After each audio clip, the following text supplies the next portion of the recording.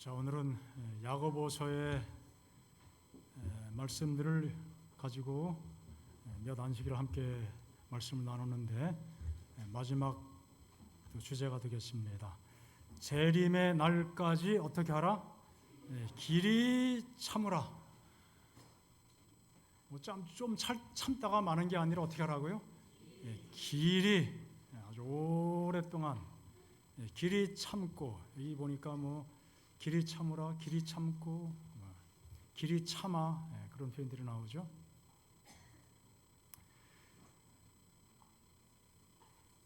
자, 참을 것이 없는 사람이 있어요? 참을 게 없는 사람 아무도 없습니다. 만약 참을 게 없는 사람이 있다면은 하나님보다 훨씬 나은 존재입니다. 왜요? 하나님도 오래 참으셨거든요. 하나님의 속성은 길이 참는 것입니다. 오늘 아침 기도력에 보니까 끝까지 사랑하시는 예수님의 그 사랑의 모습을 설명하면서 신의를 저버린 사람도 오래 참으셨다고 그랬어요. 그 신의를 버린 사람이 누구예요? 유다. 변절자, 반역자, 변절자, 가장 참기 힘든 대상이 있다면은 변절자 아니겠어요? 믿었던 사람. 배신할 것을 아셨지만 그래도 참으셨다고 그랬어요. 그러면서 우리도 참아야 하지 않겠니? 그것이 오늘 아침 기도력의 말씀의 요약이죠. 성경에 보면은 길이 참으라, 오래 참으라 그런 기별들이 많이 나오죠. 바울도 강조했고 베드로도 강조했습니다.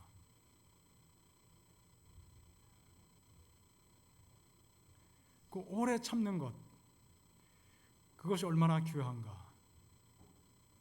특별히 우리 성도들은 오래 참을 분명한 이유가 있습니다.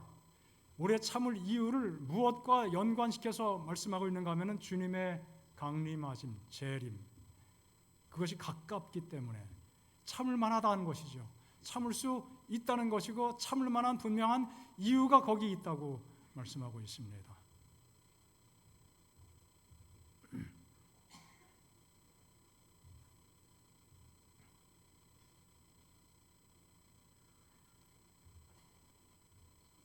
여러분 잘 알죠? 요즘에 한참 뉴스에 단골 메뉴로 등장합니다. 중학교 3학년 때 국가대표로 선발이 됐대요. 아주 재능이 탁월한 선수죠. 지금 세계 이 모든 선수권 대회를 거의 석권하다시피 지금 승승장구합니다. 아마 최다 우승자가 이제 내년에 달성이 될 것이라고 지금 예측을 하고 있습니다. 얼마나 좋아해요. 이것 때문에 얼마나 참고 인내하고 훈련했습니까? 대단한 것이죠.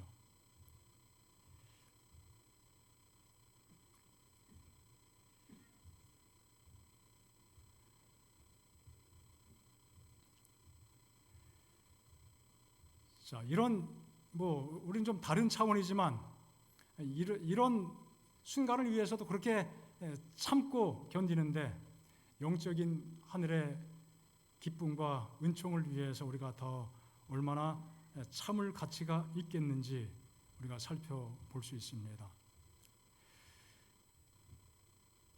바울은 데살로니가전서 5장 14절에 이렇게 표현하고 있습니다. 게으른 자를 권면하고, 누구를? 게으른 자를 권면. 어떤 게으름을 의미할까요?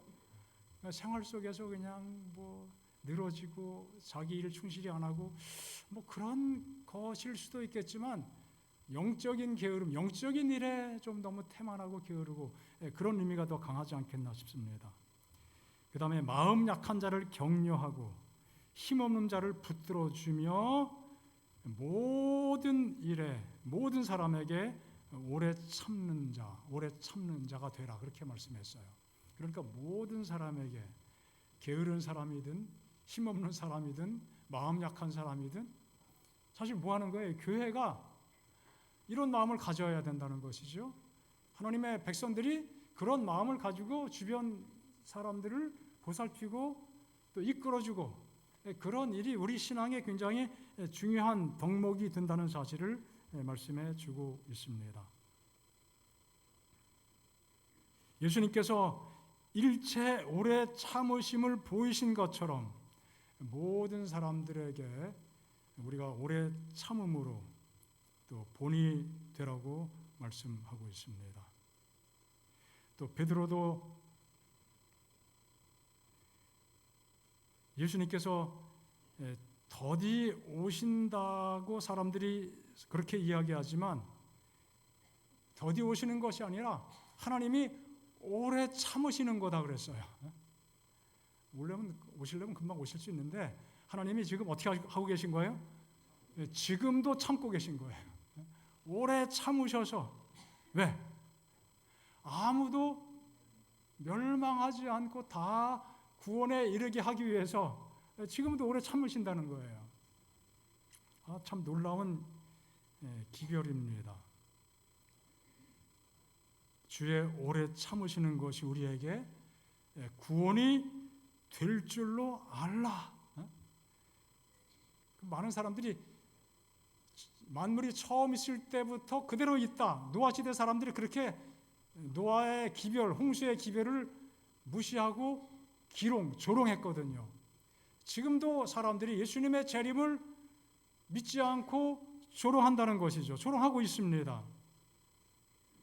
하지만 재림이 더디 오는 것이 아니라 하나님이 길이 참으시고 그 길이 참으시는 것이 우리에게 구원이 된다는 사실을 기억하라고 강조하고 있습니다. 또 바울도 로마서에 보면 2장과 3장에 하나님께서 아주 오래 참으신다 그렇게 말씀하고 있습니다. 여기 길이 참는다 말씀하고 있죠. 길이 참는다. 그러므로 이 앞에 뭔가 내용이 있는 거예요. 그죠? 쭉 말씀하고 그러므로 길이 참으라. 그래서 이 앞에 그 야고보서의 그 전체 문맥의 흐름이 무엇인지 다시 한번 우리가 주목해야 될 필요가 있습니다. 자, 야고보서가 말하는 세상은 어떤 세상인가? 마귀가 성도를 집어삼키려고 하는 세상이라고 그랬어요. 누굴 삼켜요? 성도. 여러분 성도죠. 우리가 성도입니다. 마귀는 지금도 우리를 집어삼키려고 가진 방법을 통해서 애를 쓰고 있다는 사실. 우리가 그런 곳에 살고 있습니다. 그래서 마귀는 끊임없이 우리의 삶에 시험을 가져다 준다고 하는 것입니다. 고통도 있습니다. 우리 마음속에 또 탐욕도 있어요. 탐심도 있습니다. 욕심이 마음에 발동될 때가 종종 있죠. 그 욕심이 잉태하니까 죄를 낳게 되고 그 죄가 점점 자라니까 뭐가 된다? 사망이 되더라. 야고보 1장 15절에 언급하고 있습니다. 우리가 사는 세상이 이런 세상이라고 하는 것이죠. 또 야고보서에 보면은 차별 문제 나왔죠. 재물이 많고 적음으로 사람을 차별했습니다. 지금도 그런 흐름은 세상에서 너무 만연합니다. 마음을 다스리지 못하고 노한 말을 내뱉고 사람을 비난하고 그래서 심각한 말로 사람들의 마음에 깊은 상처를 남기는 일들이 우리 생활 속에 있고 그것이 우리가 살아가는 현재 우리의 세상인 것입니다.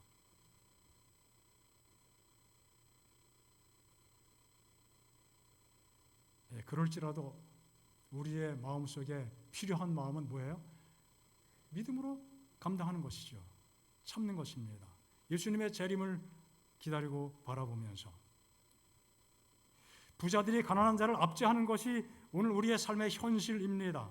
하지만 그것을 믿음으로 견디며 살아가야 된다고 강조하고 있습니다. 사람들은 부자 앞에서 힘 있는 사람 앞에서 약해질 수도 있습니다. 오히려 약한 사람이나 가난한 자 앞에서 또 자기가 강하다는 사실을 과시할 수도 있어요. 탐욕 가득한 세상에 물들여 자칫 욕심을 따라 살아갈 수도 있습니다. 그런 위험들을 직면합니다. 과도한 욕심으로 하늘을 바라보지 못하고 직시하지 못하고 세상을 바라볼 위험도 따라오게 됩니다. 하지만 우리의 삶이 여전히 이런 환경 속에 있을지라도 우리 성도는 어떻게 살아야 되는가? 하늘의 지혜가 필요한 것이죠. 믿음으로 시련을 다 이기기 위해서 하늘의 지혜가 필요합니다. 그 지혜를 하나님께 구하면은 어떻게 해주신다는 거예요? 넘치게 또 후하게 주시겠다고 말씀하셨습니다. 흔들어 넘치도록.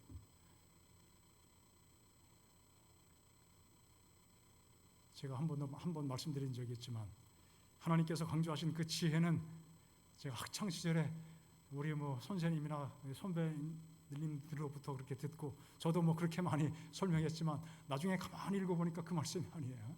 지식을 습득하는데 빨리 습득하는 지혜가 아니에요. 공부 잘하는 지혜가 아니에요. 이런 복잡한 환경 속에서 믿음을 가지고 하나님의 품성을 습득하고 배우며 자라가고 그렇게 살아가는 그 지혜, 위로부터 온 지혜입니다. 인내와 겸손과 화평, 관용, 긍휼, 또 편견이나 거짓이 없는 것, 또 판단하지 않는 것. 자, 그리고 마지막 한 가지 더 추가되는 게 뭐예요? 이 길이 참는 거예요. 많은 하늘의 지혜가 있지만 길이 참는 것도 하나님께서 주시는 위로부터 내려주시는 뭐라고요? 지혜라고 하는 것입니다.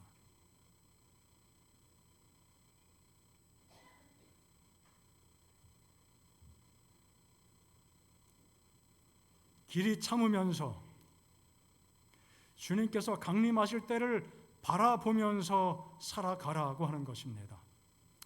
세상살이 힘든 거 알지만 그래도 소망을 가지고 용기를 잃지 않고 인내하면서 믿음으로 우리의 삶의 발걸음을 내디디라는 말씀인 것이죠. 우리의 삶이 정말 복잡할 때가 많습니다. 어떨 때는 화가 나고 분노가 쌓일 만큼 상황이 복잡할 수도 있습니다. 하지만 오래 참음으로 영생을 바라보고 힘을 좀 내라. 그렇게 강조하고 있습니다.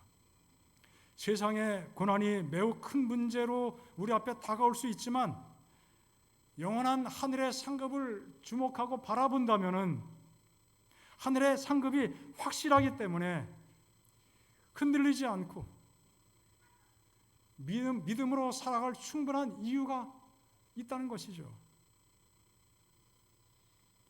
흔들리지 않게 되는 것이죠. 저는 그래서 믿음이라고 예수님의 재림이라고 하는 것을 일종의 미끄럼 방지책, 미끄러지지 않도록 막아주는 그런 방지 기능을 가지고 있다고 생각합니다. 정말 살기 정말 어려울 때 예수님의 재림이 없다고 한다면은 교회 나오면서 우리가 선한 마음 가지고 착한 마음 가지고 잘 화평하게 살고 마음 편하게 살고 마음 다스리고 그런 것도 중요하지만 정작 예수님의 재림이 없이 그냥 이대로 다 끝나버린다. 그런데도 교회에 나와서 매 일주일에 하루 하나님께 구별하고 또 하나님께 또 헌금 그것도 무시 못하잖아요. 한 달 수입의 10분의 1과 그 외에 그것도 가능하다고 하겠지만 삶이 굉장히 복잡해지고 힘들면은 예수님의 재림이 없어도 정말 끝까지 이 믿음을 지키고 그렇게 하시겠습니까? 네? 못할 것 같죠. 그래도 한다면 정말 최선이지만 대단한 믿음이지만 이것으로 끝나버린다 그러면은 무슨 소망 가지고 하겠어요? 예수님의 재림이 없는데 그래도 정직하게 살아가겠다. 쉽지 않습니다. 죄 용서하신 것도 감사하고 의롭게 여겨주신 것도 감사하고 변화시켜 주시는 것도 정말 감사한데 그 마지막 초점, 마지막 결론, 소망 그게 없어진다면 모든 게 다 사라지는 것이죠. 예수님 재림이 없는데도 안식일을 신실하게 준수하고 정직하게 11조 드리고 열심히 봉사하고 살겠는가? 아마 많은 경우에 그 신앙의 동력이 거의 사라지지 않겠어요? 미끄러지게 되는 것이죠. 그래서 이 예수님의 재림은 미끄럼 방지책이라고 나름대로 생각을 하게 됩니다. 미끄럼 방지 양말도 있죠. 미끄럼 방지 매트가 있습니다. 또 집안에서 조금 나이가 들게 되면은 실족할 위험이 많아지기 때문에 양말 바닥에도 어린아이들도 마찬가지고 실리콘 같은 거 붙여놔서 미끄러지지 않게 하나님께서 우리에게 그런 귀한 약속을 주신 것이 얼마나 감사합니까? 그래서 그 사실을 바라보면서 어떻게 하라고요? 길이 참으라고 말씀하고 있습니다. 자, 이 길이 참는 것에 포함된 중요한 항목이 하나 있습니다. 서로 뭐하지 말라, 원망하지 말라고 하는 것입니다. 심판주가 문 밖에 서 계신다. 심판하실 분은 오직 누구시라는 거예요? 심판은 하나님이 하시니까 원망 속에는 뭐가 들어가는 거예요? 심판하는 거죠. 판단하는 거죠. 원망하지 않아야 심판을 면한다. 원망을 계속하면은 누가 어떻고 다 뭐예요? 내가 그래서 상대방을 심판하는 것이죠.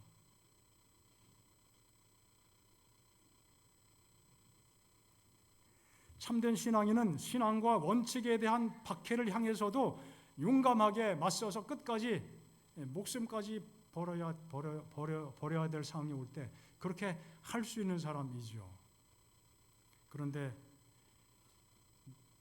그런 큰 대의에는 목숨을 버릴 수 있을지 모르지만 서로 간의 사소한 문제 때문에 그거에다가 목숨을 거는 일들도 가끔 보이는 것 같아요. 여러분 가끔 교회 안에 문제가 생겨서 교회가 막 갈라지고 교회가 하나가 더 생기고 물론 긍정적으로 보면 그렇기 때문에 교회가 더 생기고 선교의 동력을 얻게 되고 그런 설명이 구차하게 하긴 하지만 그렇게 설명도 하긴 합니다. 그러나 그것이 정말 하나님의 뜻이라고 말할 수 있는가? 알고 보면 모든 문제는 사소한 것 아니겠어요? 별것 아닌데 그것이 감정에 골 깊어지고 오해가 쌓이면서 아주 큰 문제가 되고 그냥 서로 헤어지고 갈라서고 미워하고 심지어 교회 안에서도요. 그 사소한 문제에 목숨을 거는 모습이에요. 그게. 자, 그런 데는 목숨을 걸 필요가 없지요. 박해를 향해 인내하고 감당하는 정도의 신앙을 가진 성도라면은 가볍고 사소한 문제에 대해서는 그냥 정말 지혜롭게 잘 대처를 해야겠죠. 사랑으로 격려하면서. 자, 그런 일에 더 우리가 익숙한 모습을 가지고 살아가야 될 것입니다. 그런 사람에게 심판이 면제된다. 자, 그러면서 야고보서에 보면은 길이 참는 사람의 신뢰 몇 가지 모본을 사례로 들어주고 있습니다. 우리 함께 읽었던 그 본문에는 누구가 예증으로 거론됩니까? 농부. 길이 참아 기다림으로 이른 비와 늦은 비를 기다리면서 한 송이 국화꽃을 피우기 위해서 봄부터 서쪽새는 그렇게 울었나 보다. 얼마나 애달게 우리는 운다고 표현하죠. 노래하고 있죠. 정말 그 구슬픈 노래 계속 불러대면서 수고하면서 농부가 씨를 뿌리고 결실을 바라보고 참고 살아갑니다. 그런 것처럼 우리가 길이 참고 예수님의 재림을 바라보며 살라고 말씀하고 있습니다. 비를 기다리는 농부의 심정을 가지고 예수님의 재림을 기다리고 가을이 반드시 와서 결실이 있게 되는 것처럼 예수님의 재림도 확실하니 믿음을 가지고 농부의 심정으로 인내하라. 자, 두 번째는 선지자들을 언급하고 있습니다. 선지자도 오래 참은 사람들이에요. 형제들아, 주의 이름으로 말한 선지자들을 고난과 오래 참음에 무엇으로 삼으라? 본으로 삼으라. 여러분, 선지자 속이 시커먼 사람이에요? 하얀 사람이에요? 우리가 좀 속이 상하면 속이 시커멓다고 이야기하죠. 선지자는 속이 시커먼 사람 중에 시커먼 사람의 부류입니다. 옛말에 선생님 똥은 누구도 안 먹는다? 왜 안 먹을까요? 모르죠. 안 먹어봐서. 아마 속이 타서, 시커멓게 타서 맛도 변질된 것 같아요. 그러니 개도 안 먹겠죠.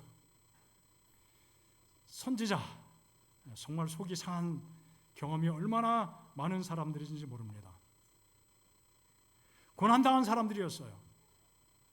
핍박을 많이 받았습니다. 의를 위하여. 기별을 전할 때 사람들이 받아들이지 않고 오히려 박해합니다. 반응을 보이지 않은 것도 괜찮지만 반대하고 박해합니다. 성경에 보니까 박해받아 죽은 선지자들의 그 기록을 쭉 열거하면서 이사야 같은 사람은 어떻게 죽었어요? 톱으로 켜서 죽임을 당했다고 그랬어요. 인간들이 얼마나 잔인스럽습니까? 하나님 믿는다고 하는 그 고백을 입술에 가지고 있는 사람들이 그게 할 짓이에요. 저기 하나님을 믿지 않는 이방 땅에 가서 무슬림 지역 가 선교하다가 총 맞아 죽고 칼에 목베임 당해 죽고 그거는 그렇다고 쳐요. 이스라엘 내에서 그런 끔찍한 일을 겪게 됩니다. 이게 말이 안 되는 이야기하죠. 매 맞고 옥에 갇히는 일이 다반사였습니다. 하지만 그들은 억울함 중에도 인내하며 맡겨진 그 사명, 그 사역을 감당했죠. 고난과 오래 참음의 본이 된 사람들이에요. 핍박을 하는 사람들을 원망하지 않고 오히려 모든 것을 잘 믿음으로 감내했어요. 그래서 길이 참는 사람의 아주 중요한 신뢰 모본이 된 것입니다. 그리고 또 한 가지 야고보서에 말씀하는 욥을 한 예로 들었죠. 자, 욥은 현실적으로 고통이 너무나 큰 사람이었습니다. 욥은 이렇게 말할 수 있는 사람이에요. 나보다 인생의 고난이 더 큰 사람 있으면 나와봐. 욥은 충분히 그렇게 말할 수 있는 사람이죠. 그렇죠? 우리가 충분히 공감합니다. 그 얼마나 고통이 심했습니까? 하지만 그 결말이 어땠습니까? 그가 그런 고통 가운데 믿음을 가지고 견뎠습니다. 하지만 정말 복된 결말을 보게 됐어요. 잃어버렸던 자녀들 숫자만큼 다 회복되었고 또 잃어버린 재산 갑절이나 받게 되었습니다. 재산은 재산이고 자녀가 다 죽고 다시 그 숫자의 자녀가 주어졌다. 물론 아픔이 남아있지만 충분히 위로가 되었을 것입니다. 그가 인내하지 않았더라면 그런 결말이 없었을 것입니다. 그가 아내가 말한 대로 하나님을 저주하고 죽었더라면 그걸로 끝이었어요. 그걸로 끝. 하지만 믿음으로 끝까지 달려갔습니다. 하나님의 자비하심, 풍성하신 하나님의 긍휼하심을 그가 믿고 하나님을 바라보면서 믿음으로 살았습니다. 그 고백이 욥기서 19장 25절입니다. 함께 읽습니다. 시작. 내가 알기에는 나의 구속자가 살아계시니 후일에 그가 땅 위에 서실 것이라. 그 고난 속에서 몸부림치는 긴 세월을 지나게 됐지만 그 마음 한켠에 확신하게 된 중요한 믿음의 한 사실은 무엇입니까? 내 구속자, 구원자가 살아계신다. 내 이대로 인생이 끝나는 것이 아니다. 구원자가 있다. 그는 장차 오실 예수님에 대한 예언적인 말씀을 남겨주고 있는 것입니다. 후일에 그가 이 땅에 서시게 될 것이다. 우리 믿음의 우리 재림 성도의 그 믿음의 용어로 말한다면은 예수님이 재림하실 때 그때 예수님이 이 땅에 오신다. 바로 그 믿음이죠. 재림하시는 주님에 대한 믿음을 가지고 살았습니다. 그것이 전부가 아니죠. 또 읽겠습니다. 그러나 시작. 그러나 내가 가는 길을 그가 아시나니 그가 나를 단련하신 후에는 내가 순금같이 되어 나오리라. 여러분 이 말씀이 참 감동적인 말씀이죠. 저도 청년 시절에 이 말씀 들으니까 마음이 굉장히 뜨거워지는 경험을 하게 되더라고요. 아 정말 그렇구나. 이 말씀에 감동받지 않은 아마 성도들이 아무도 안 계실 거예요.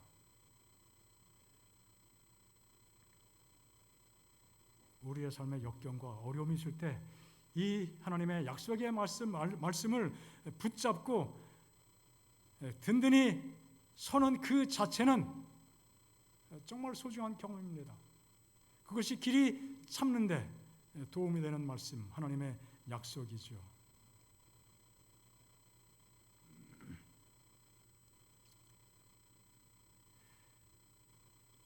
야고보서의 이 욥에 대한 이야기를 기록한 다음에 이어서 그 맹세에 대한 이야기를 언급하고 있습니다. 욥과 맹세. 이게 어떤 의미일까? 내 형제들아 무엇보다도 맹세하지 말라 했습니다. 무엇보다도 하는 것은 굉장히 강조하는 말씀이죠. 어떤 것보다도 그냥 단순하게 그런 것은 그렇다, 아닌 것은 아니라고 이야기하면 되지 맹세하면서 강변할 필요가 뭐가 있냐? 맹세란 것은 무엇입니까? 자신이 옳다, 내가 정당하다는 것을 강변하기 위한 하나의 수단이죠. 하지만 그가 말하는 그 말 때문에 그가 진실한 것이 입증되는 예는 별로 없습니다. 행동으로 입증하는 거예요. 요즘에 뭐 뉴스에 보면은 뭐 절대 안 했다, 나 아니다고 이야기 하지만 나중에 결국 가 보면 어떻게 해요? 했는데 거짓말이에요. 탄론하기 전까지는 무조건 아니라고 잡아 떼는 일들이 세상에 정말 많습니다.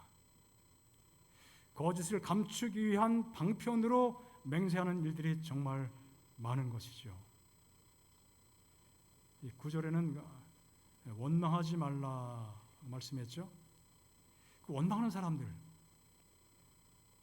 그 어떤 당사자 간에 원망이 있습니다. 나는 절대 아니야. 난 절대 그렇게 안 했어. 내가 옳아. 그게 뭐예요? 그것이 문맥을 통해서 볼 때 맹세인 것 같아요. 그래서 내가 단순히 예, 아니요 답변하면 충분하지 그게 사실이고 사실이 아닌지 그 상태에 대해서만 우리가 표현하면 되지 맹세하고 나는 절대 안 그랬어. 네가 나쁜 놈이야. 네. 제가 성경을 읽으면서 이 말씀이 그런 의미라고 이렇게 또 이해가 됩니다. 하나님을 신뢰하는 사람이 가질 수 있는 태도, 내가 맹세로 나를 항변하고 옹호하고 그것보다 뭐 잘못했으면 잘못한 것, 뭐 사실 그대로 이야기하고 그 이상도 그 이하도 아닌 그런 태도가 우리에게 필요한 것이죠. 욥의 인내를 설명하면서 바로 이 맹세에 대한 말씀이 언급되고 있거든요. 우리가 결국 인내한다는 것은 모든 것을 감당한다는 것이죠. 믿음으로 살아가는 것을 의미합니다. 이것이 욥이 경험했던 것이고 우리가 또 그런 마음을 또 그런 믿음을 가지고 살아야 되겠습니다. 욥의 결말을 아는 사람들은 굳이 내가 옳다고 강변할 필요도 사실 없죠. 하나님께 맡기기 때문이에요. 하나님이 다 아시기 때문에, 그 사실을 믿기 때문에, 그것을 알기 때문에 하나님을 오히려 찬송하면서 기도하는 거예요. 그러므로 인내할 수 있게 되는 것이죠. 5장 13절에 이어서 주신 말씀이에요. 너희 중에 고난당한 사람 있느냐? 뭐하라? 기도하라. 고난 때문에 누굴 원망할 필요도 없고 좌절할 필요도 없고, 오히려 그 고난은 그에게 기도할 시간이 된다는 것입니다. 즐거워할 때가 있느냐? 즐거워하는 사람이 있느냐? 즐거운 일이 많이 밀려오느냐? 하나님을 찬송해라. 고통 가운데 기도하라는 것이죠.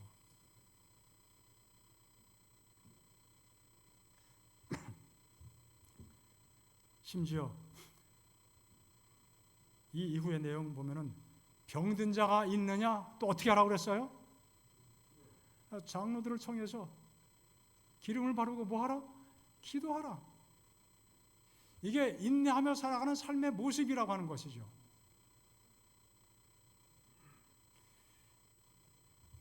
내가 열심히 살았는데, 내가 선하게 살았는데, 내가 믿음대로 살았는데 뭐 술, 담배도 안 하고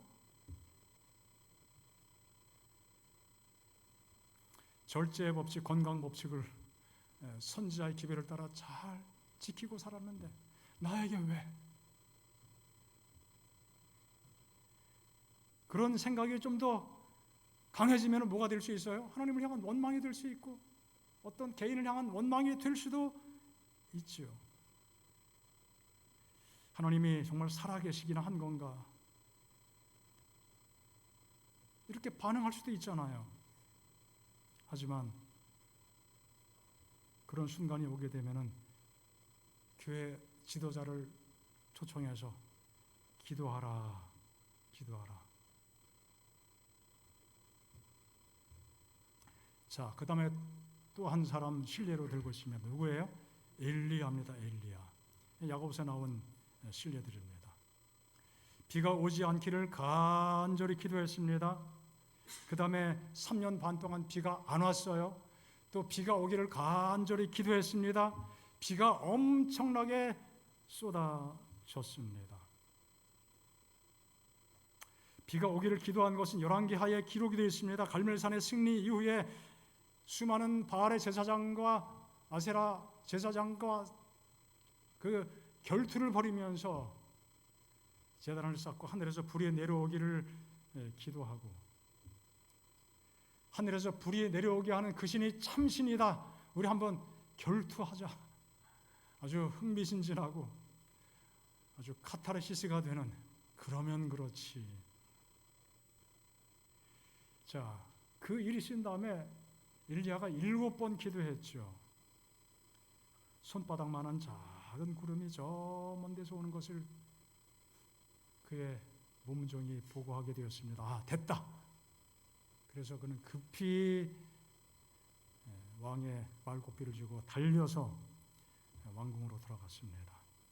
비가 오게 해달라는 기도를 간절히 드린 것은 성경에 나와요, 이렇게. 그런데 야고보서에 보니까 어떻게 해요?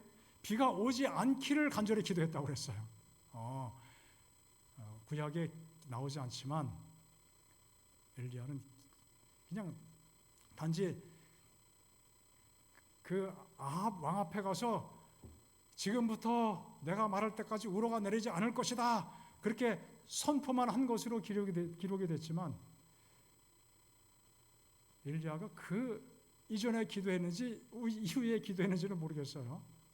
하나님께서 그런 마음을 주시고 왕 앞에 가서 이제는 비가 안 올 거야, 그렇게 당당하게 이야기했죠. 하나님, 이 땅에 비가 오지 않게 해주시옵소서. 그렇게 기도했을 수도 있고, 아니면은 왕 앞에 가서 담대하게 이야기했는데 비가 오면 큰일 나잖아요. 예? 비가 오면 안 되잖아요. 내가 비가 안 올 거라고 얘기했는데 선지자가 거짓말쟁이가 되니까 또 큰일 납니다. 그래서 엘리야가 하나님, 비 오면 안 됩니다. 제발 비 오지 않게 해주세요. 뭐 그렇게 기도했는지 그건 잘 모르겠어요. 상상을 해보면은 그렇다는 것이죠.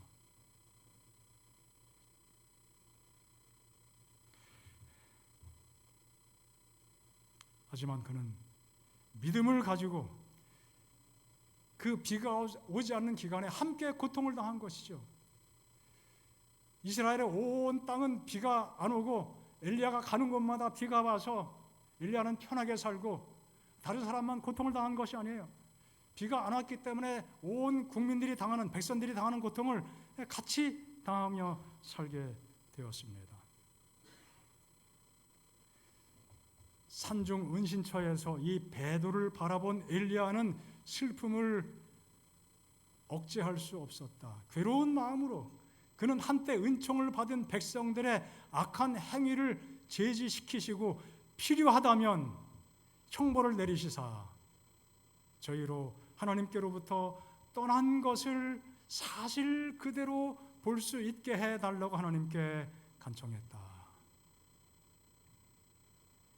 마음의 깊은 슬픔을, 이 백성들이 하나님을 떠나서 배도하는 그 사실을 볼 때 그 마음은 슬프기 한이 없었습니다. 그래서 어떤 상황이 되든지 간에 하나님의 백성들이 그들이 하나님께로부터 떠났다는 그 사실을 온전히 직면할 수 있게 해달라고 하나님께 간청한 것이죠. 이게 아마 하나님 한 몇 년 동안 비를 안 주시면 혹시 그렇게 되지 않겠습니까? 뭐 그런 내용인지도 모르겠어요. 엘리야는 그들이 하나님을 노엽게 하여 완전히 멸하실 정도로 악을 행하게 되기 전에 회개하는 것을 보기를 갈망하였다. 이것이 선지자의 마음이죠.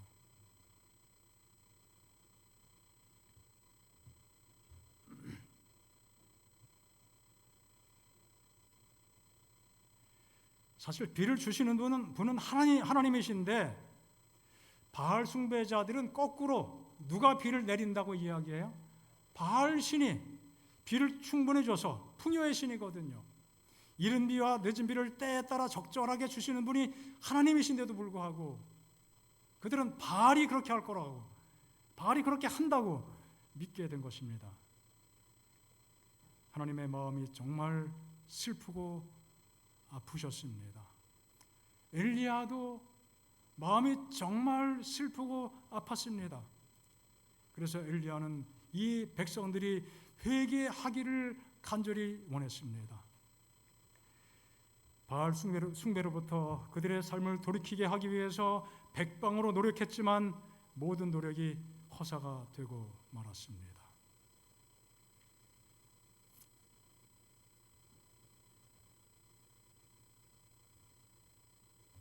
그래서 그들이 회개하고 하나님께 돌아와 하나님을 모든 축복의 근원으로 인정하기까지는 땅에 이슬이나 비가 내리지 않을 것이었다.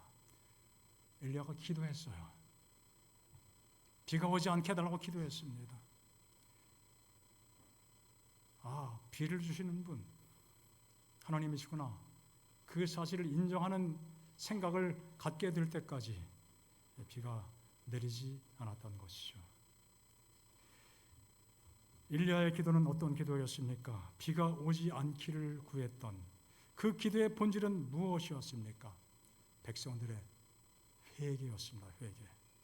영혼을 위한 기도였던 것이죠. 단지 이 밉상 맞은 이 백성들 그냥 이 꼴을 두 눈 뜨고 바라볼 수 없으니 하나님 벌 좀 더 세게 좀 내려주세요. 그런 것이 아니었다는 것이죠.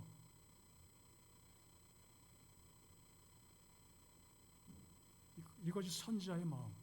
회개해야 기회가 있고 구원에 이를 수 있는 것이죠. 이 마음은 또 동시에 누구의 마음입니까? 하나님의 마음 아니겠습니까?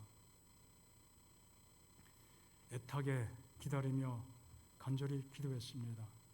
비가 오지 않았기 때문에 그 자신도 얼마나 불편했겠어요. 얼마나 고통스럽습니까?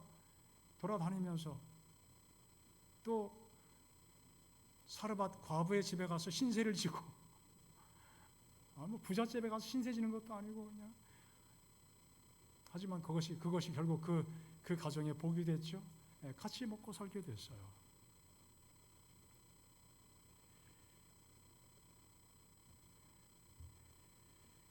엘리야가 그런 불편 속에서 한 일이 무엇입니까? 인내하며 기도한 것입니다. 결국은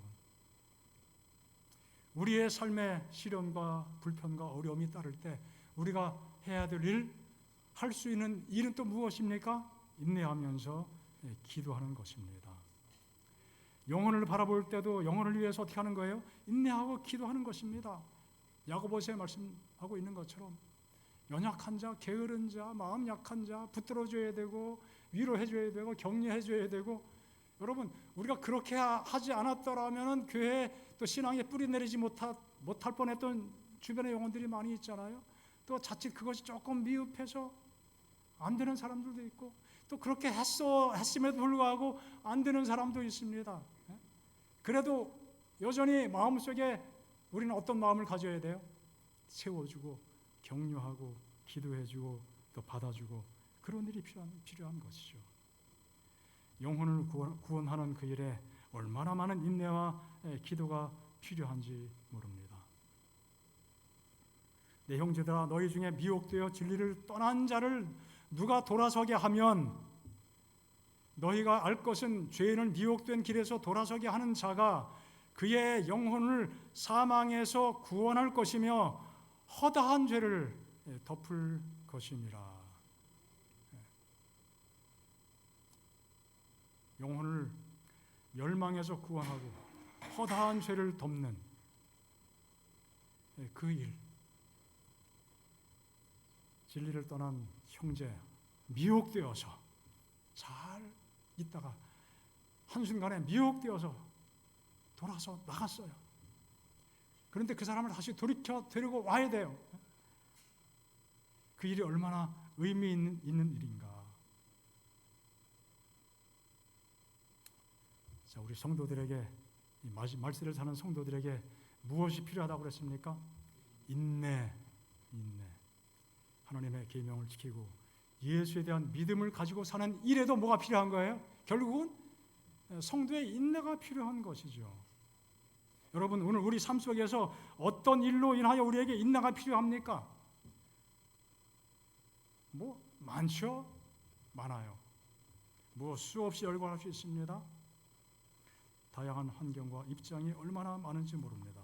그럴지라도 야고보가 강조했던 것처럼 주의 오심을 바라보고 실족하지 않고 믿음으로 인내하면서 굳게 서도록 우리 하나님께서 성령을 통하여 하늘의 지혜를 우리 모두에게 넉넉히 공급해 주실 것을 믿고 또 그렇게 축복해 주시기를 간절히 바랍니다.